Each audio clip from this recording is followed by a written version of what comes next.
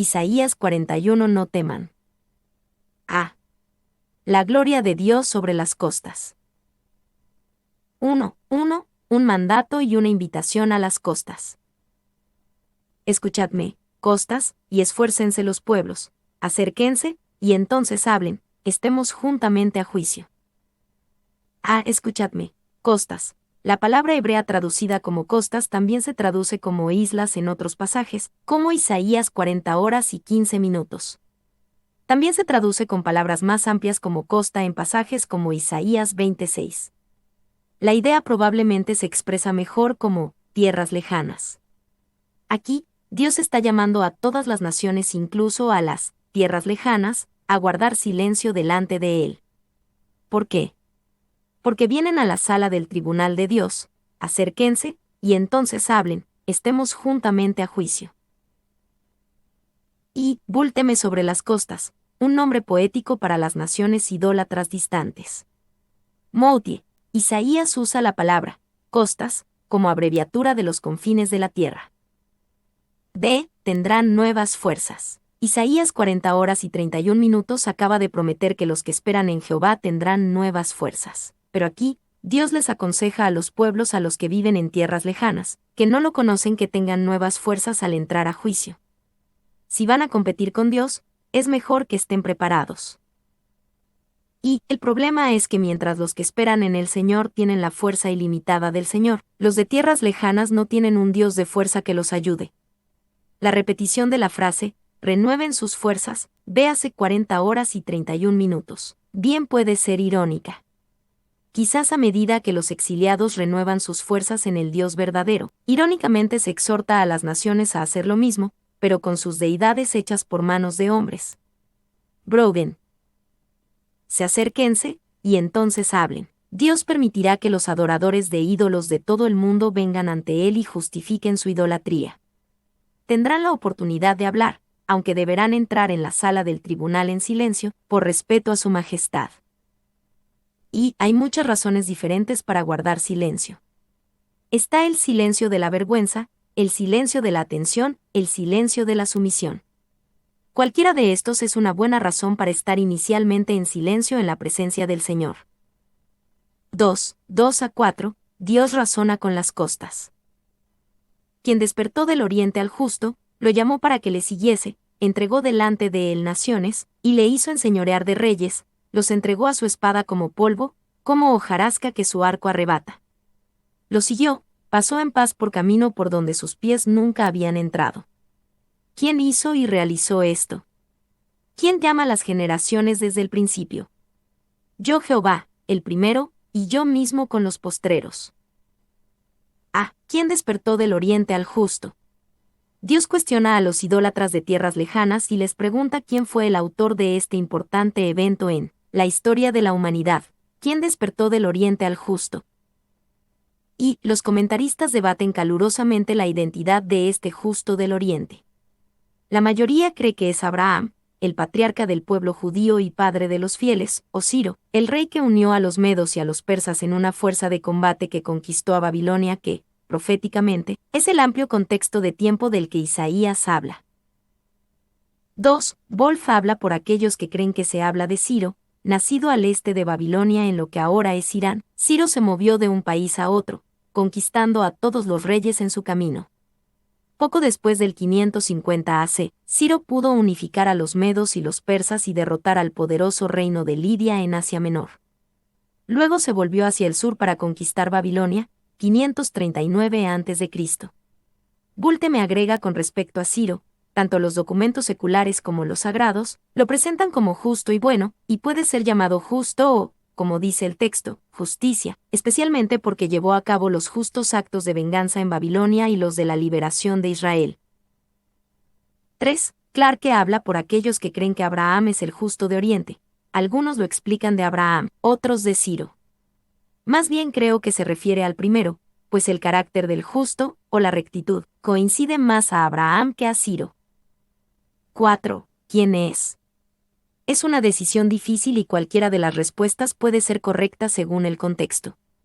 En resumen, Es mejor ver al justo de Oriente como Abraham, debido a la palabra del Señor más adelante en el capítulo, en Isaías 41 horas y 22 minutos.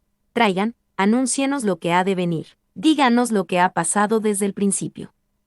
Dios apela a los ídolos y sus adoradores y les pide que cuenten tanto el futuro como el pasado.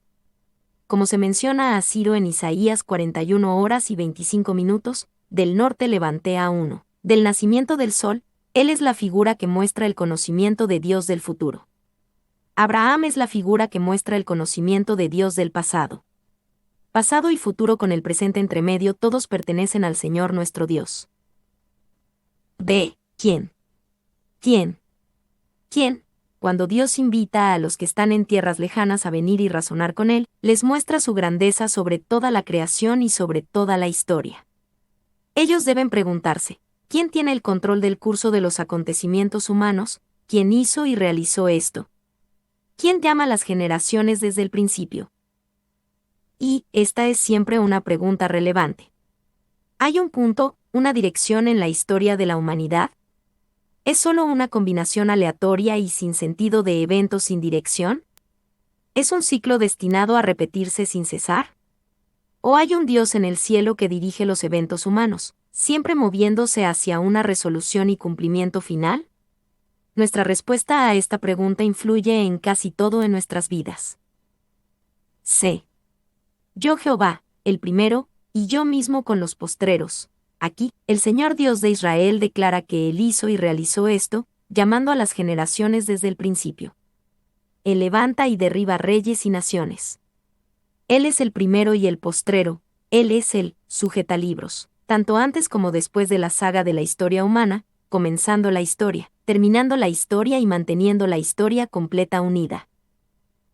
Y, si Dios es tanto el primero como el postrero, entonces también tiene autoridad sobre todo lo que está en el medio. Esto significa que definitivamente hay un plan de Dios para la historia humana y Él dirige el camino de los eventos humanos hacia su cumplimiento diseñado. Nuestras vidas no están entregadas al destino ciego, al sinsentido aleatorio ni a ciclos interminables sin resolución. En cambio, el Señor Dios, que es el primero y el postrero, dirige toda la historia humana e incluso nuestras vidas individuales. 2. Jesús toma el mismo título de el primero y último en Apocalipsis 1:17 y 22:13. Si Jehová es el primero y el postrero según Isaías 41:4, y si Jesús es el primero y último según Apocalipsis 1:17 y 22:13, ya que no puede haber dos primeros o dos últimos, Jesús debe ser Jehová Dios. 3. 5-7. La reacción de las costas. Las costas vieron, y tuvieron temor, los confines de la tierra se espantaron, se congregaron, y vinieron. Cada cual ayudó a su vecino, y a su hermano dijo, esfuérzate. El carpintero animó al platero, y el que alisaba con martillo al que batía en el yunque, diciendo, buena está la soldadura, y lo afirmó con clavos, para que no se moviese. Las costas vieron, y tuvieron temor, cuando se encontraron con este Dios de toda autoridad y poder, tuvieron temor. Fueron tan abatidos por este encuentro con Dios que tuvieron que animarse unos a otros para seguir adelante. Cada cual ayudó a su vecino, y a su hermano dijo, esfuérzate. Y esta es una reacción lógica. Es el mismo tipo de reacción que tuvo Pedro cuando vio el gran poder de Jesús, Lucas 5:8. B. El carpintero animó al platero. ¿Qué hicieron con el miedo que sintieron después de su encuentro con Dios? Dejaron que el miedo los alejara del Dios verdadero. En lugar de entregarse a este Dios de gloria, majestad y poder, se apartaron de Dios y se hicieron dioses, ídolos de oro. Y Isaías derrama ironía. Se necesitaba mucho trabajo para hacer un buen Dios. Se necesitaban trabajadores calificados, el carpintero, el platero, el que alisaba con el martillo, el que batía en el yunque, se necesitaba organización y trabajo en equipo, buena está la soldadura. Si no lo hacen bien, es posible que su Dios no pueda ponerse de pie, y lo afirmó con clavos para que no se moviese. 2. La gente todavía ve algo del poder y la gloria de Dios, lo rechaza y luego crea su propio Dios. Este es el mensaje completo de Pablo en Romanos 1, 18-25. D. Dios anima a Israel.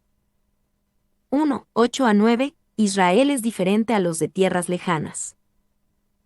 Pero tú, Israel, siervo mío eres. Tú, Jacob, a quien yo escogí, descendencia de Abraham mi amigo. Porque te tomé de los confines de la tierra, y de tierras lejanas te llamé, y te dije, mi siervo eres tú, te escogí, y no te deseché.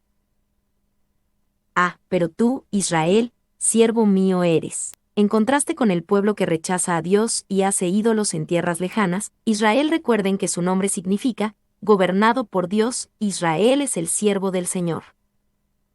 Y un siervo de Dios nunca haría a Dios a su propia imagen, su propia idea de lo que Dios debería ser. Los siervos no les dicen a sus amos qué hacer o qué ser. Los siervos saben quién es el amo y quién es el siervo.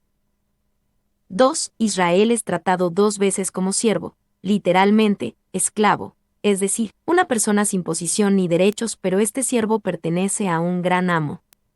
Molle.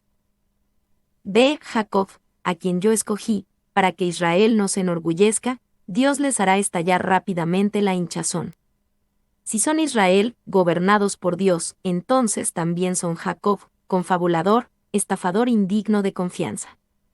Son solo siervos de Dios porque Él los escogió. C. Descendencia de Abraham mi amigo, Israel estaba en este lugar debido a su relación familiar con Abraham. Dado que Abraham fue el amigo de Dios, también su descendencia tuvo un lugar especial delante de él.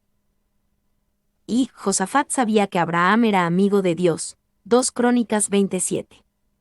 Santiago sabía que Abraham era amigo de Dios. Santiago 2:23. También somos amigos de Dios, no por nuestra relación con Abraham, sino por nuestra relación con el Hijo de Dios, Jesús. Ustedes son mis amigos si hacen lo que yo les mando. Ya no los llamo siervos, porque el siervo no está al tanto de lo que hace su amo, los he llamado amigos, porque todo lo que a mi Padre le oí decir se lo he dado a conocer a ustedes. Juan 15, 14-15. D.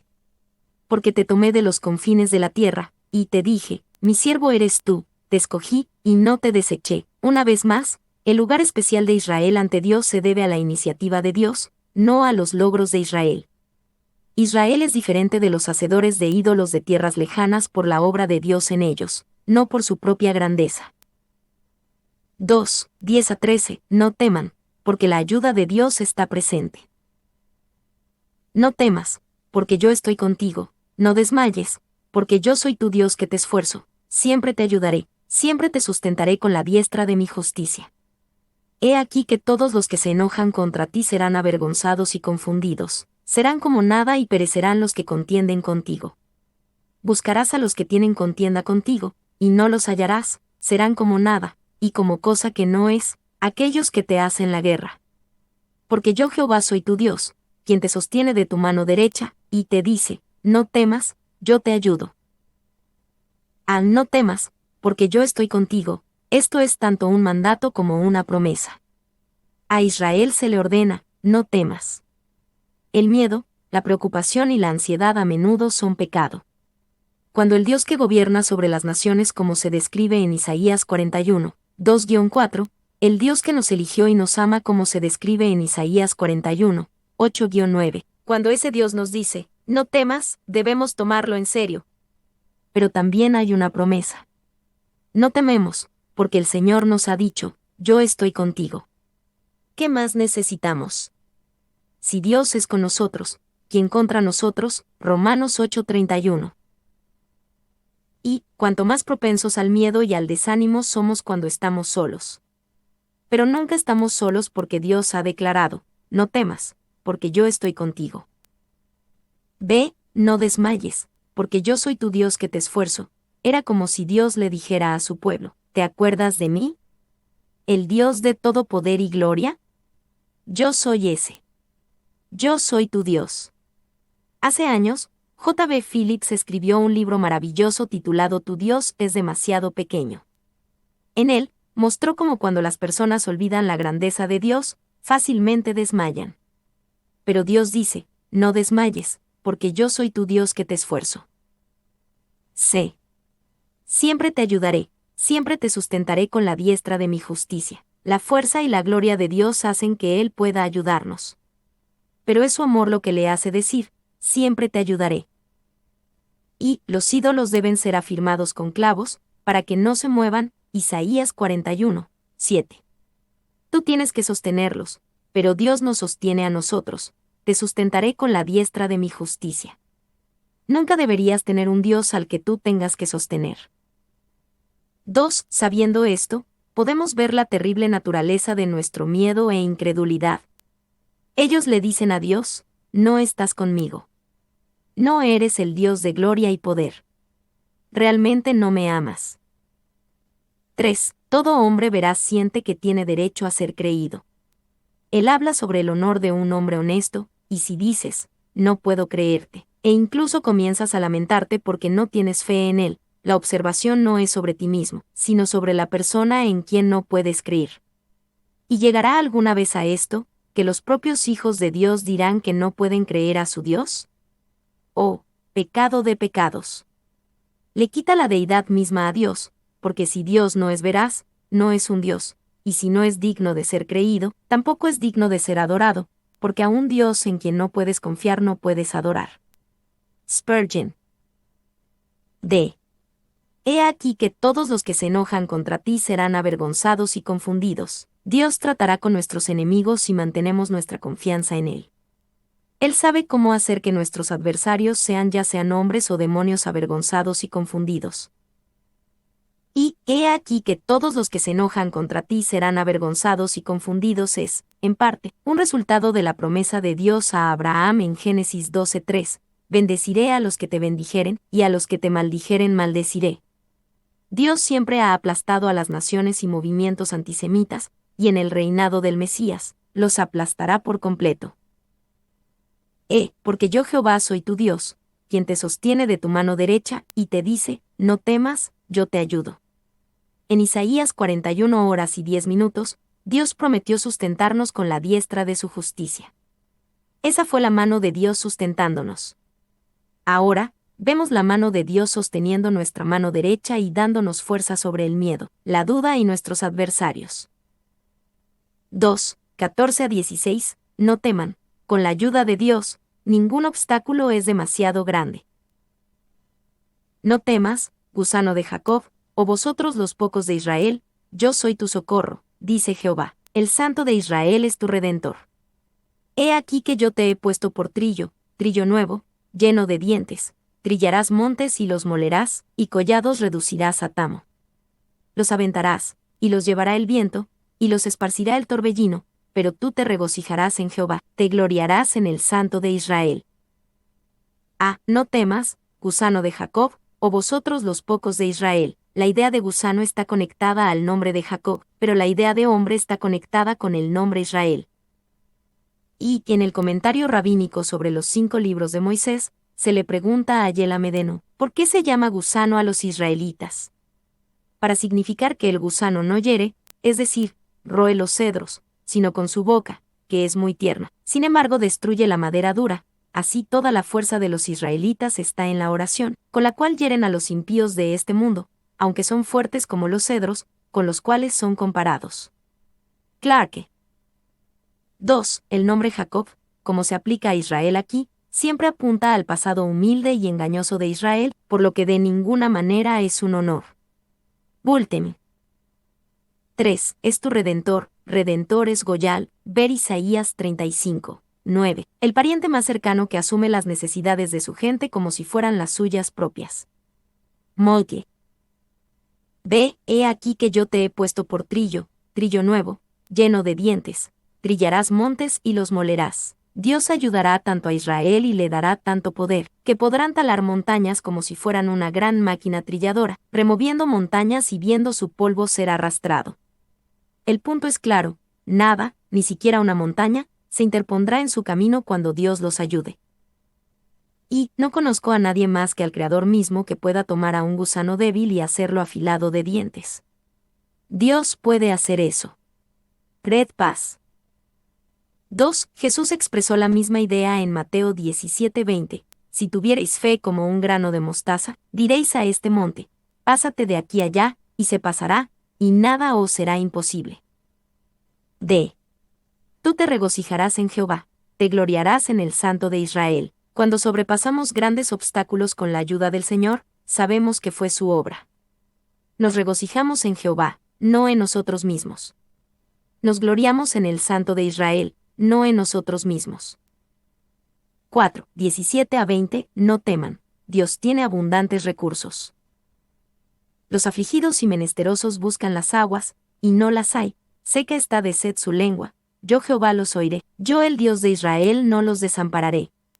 En las alturas abriré ríos, y fuentes en medio de los valles, abriré en el desierto estanques de aguas, y manantiales de aguas en la tierra seca. Daré en el desierto cedros, acacias, arrayanes y olivos, pondré en la soledad cipreses, pinos y bojes juntamente, para que vean y conozcan, y adviertan y entiendan todos, que la mano de Jehová hace esto, y que el Santo de Israel lo creó. En las alturas abriré ríos, en respuesta al clamor de los afligidos y menesterosos, a los que seca está de sed su lengua, Dios les envía milagrosos suministros de agua. Dios tiene recursos y suministros de los que no sabemos nada, y le encanta suplirnos de sus recursos ocultos. Daré en el desierto cedros, acacias, arrayanes y olivos. Dios también hará fructíferos los lugares áridos y los llenará de hermosos bosques. Dios puede tomar el desierto y convertirlo en un bosque. Y el agua y la sombra son las dos grandes necesidades del viajero del desierto. Ninguno de los árboles mencionados son árboles frutales. El punto es refugio, no sustento. Molke. C. Que la mano de Jehová hace esto, y que el Santo de Israel lo creó. Los milagrosos suministros de agua y bosques en el desierto son imposibles sin Dios, así que Él recibe la gloria cuando la obra es terminada. Se idolatría bajo juicio. 1, 21. Dios llama a los ídolos y a sus adoradores a juicio. Alegad por vuestra causa, dice Jehová, presentad vuestras pruebas, dice el Rey de Jacob. Alegad por vuestra causa, Dios es justo. No condenará a los ídolos, a los dioses falsos de las naciones y a quienes los adoran, sin un juicio justo. Así que invitó a estos ídolos y a sus adoradores a que vinieran y presentaran su causa. Escuchemos su versión de la historia. Presentad vuestras pruebas. Escuchemos sus mejores argumentos. Dice el Rey de Jacob, este es el único lugar en la Biblia donde Dios utiliza este título. Rey de Jacob se usa solo aquí, pero el título de Rey de Israel se usa 138 veces en la Biblia, principalmente de hombres, pero de Jehová Dios en Isaías 44, 6 y Sofonías 3:15, y de Jesús en Juan 1:49 y 12:13. 2, 22 a 24, Dios examina a los acusados ídolos y adoradores en el juicio. Traigan, anúncienos lo que ha de venir, díganos lo que ha pasado desde el principio, y pondremos nuestro corazón en ello, sepamos también su postrimería, y hacednos entender lo que ha de venir. Dadnos nuevas de lo que ha de ser después, para que sepamos que vosotros sois dioses, o a lo menos haced bien, o mal, para que tengamos que contar, y juntamente nos maravillemos. He aquí que vosotros sois nada, y vuestras obras vanidad, abominación es el que os escogió. Traigan, anúncienos. Dios invitó a los ídolos a presentar su caso en Isaías 41 horas y 21 minutos. Pero no se presenta ninguno. Las siguientes palabras son el cuestionamiento de Dios a los ídolos. ¿Por qué los ídolos no presentan su caso y se defienden? Porque son estatuas tontas que no pueden hablar. Entonces, el interrogatorio continúa y Dios examina a los acusados. Traigan, anúncienos lo que ha de venir. Si estos ídolos realmente son dioses, entonces ciertamente conocen el futuro y el pasado. Entonces déjenlos hablar. Díganos lo que ha pasado desde el principio. Y después, dadnos nuevas de lo que ha de ser después. Los dioses saben estas cosas, ¿no es así? Háganlo para que sepamos que vosotros sois dioses.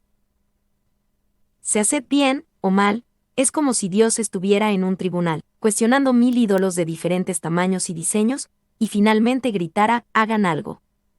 Haced bien o mal. ¿Qué acaso no pueden hacer nada? He aquí que vosotros sois nada, pero ellos no pueden hacer nada. Entonces, la acusación se basa en la evidencia, son vuestras obras vanidad, abominación es el que os escogió. Y, hoy en día, la idolatría sigue siendo una abominación.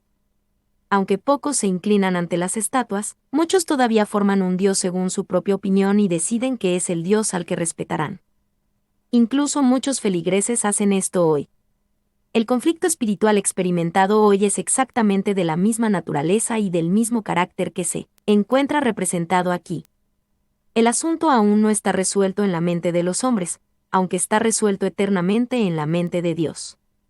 El mundo todavía está haciendo todo lo posible para mostrar lo mejor posible su adoración a la criatura en lugar del Creador. Su adoración es más la condescendencia del caparazón de la religión que inclinarse en sumisión ante una cruz vacía y un trono ocupado, y ante Rey de Reyes en gloria. Cred paz.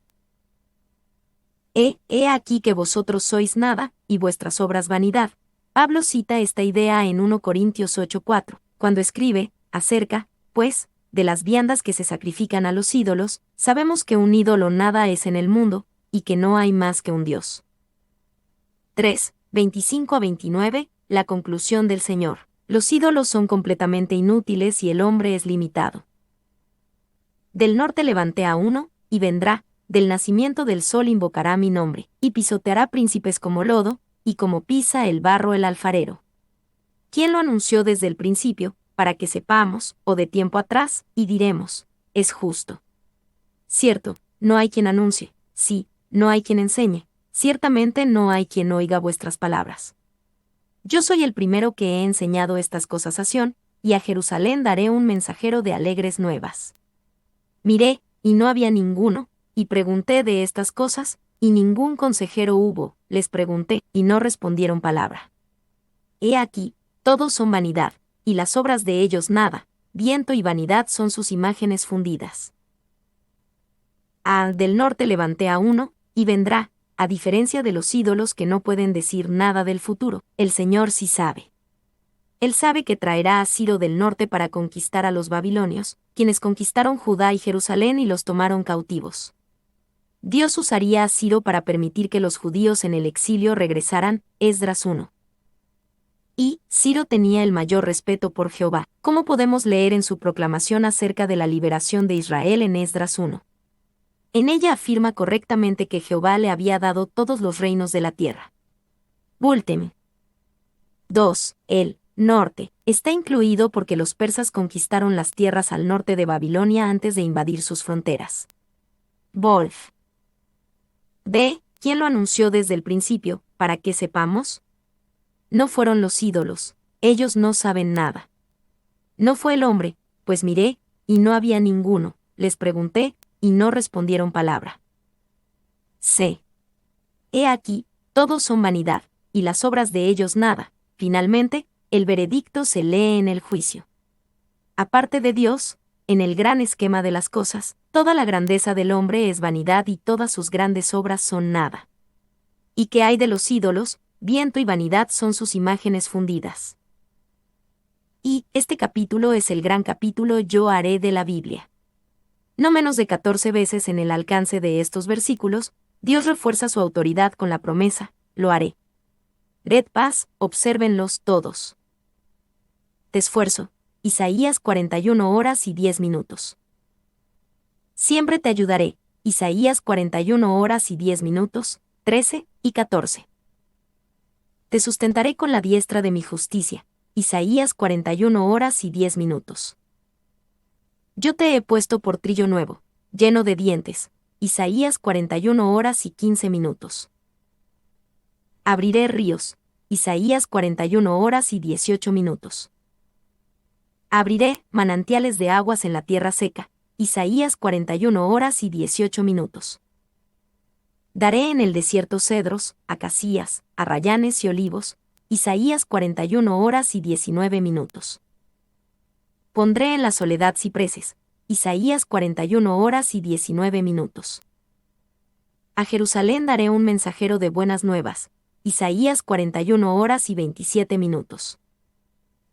2. Este es un contraste notable con Isaías 14, el capítulo Yo haré de Satanás.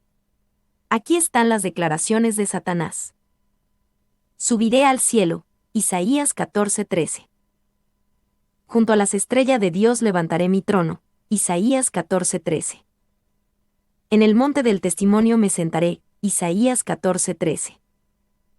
Sobre las alturas de las nubes subiré. Isaías 14:14. Seré semejante al Altísimo. Isaías 14:14.